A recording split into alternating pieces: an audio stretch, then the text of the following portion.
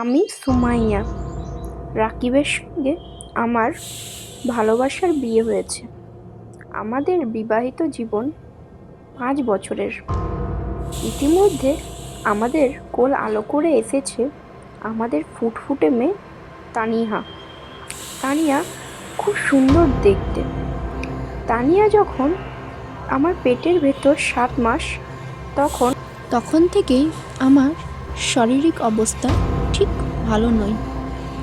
ইতিমধ্যেই আমার মেয়ে প্রসব হয়।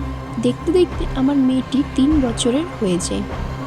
একদিন আমি, রাকিব, তানিয়া মিলে গিয়েছিলাম আমাদের এখানে এক মেলাতে ঘোরাঘুরি, খাওয়া দাওয়া, এমনকি অনেক রোলার কোস্টারে চাপার পর আমরা যখন বাড়ি আসছিলাম, আসার সময় তানিয়া হঠাৎ রাস্তার মাঝে একটা পুতুলকে কুড়িয়ে পায়। বাচ্চা মেয়ে সেই নোংরা বিকৃত অবস্থার পুতুলটিকে বাড়ি নিয়ে যাওয়ার জন্য মরিয়া হয়ে ওঠে। আমি শত চেষ্টা করেও সে পুতুলটিকে তানিয়ার কাছ থেকে আলাদা করতে পারলাম না। তানিয়ার অতি কান্নাকাটিতে এবং এক পর্যায়ে জড়াজড়িতে সে পুতুলটিকে আমরা বাড়ি নিয়ে যেতে রাজি। সেদিন রাতে আমাদের সেরকম কোনো সমস্যা হয়নি। ইতিপূর্বে পরের দিন ছিল অমাবস্যা।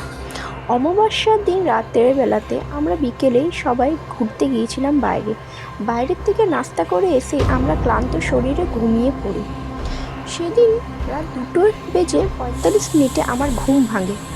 উঠে দেখি তানিয়া ঘরের কোথাও নেই। আমি রাকিবকে ডেকে তুলি। আমরা মরিয়া হয়ে খুঁজে থাকি, কিন্তু কোথাও তাকে পাই না। ইতিপূর্বে দেখি বাথরুমে কেউ কথা বলছে।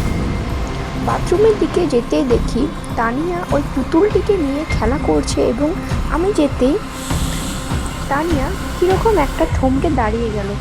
ইতিমধ্যে আমি তাকে খুবই বকাবকি করছি।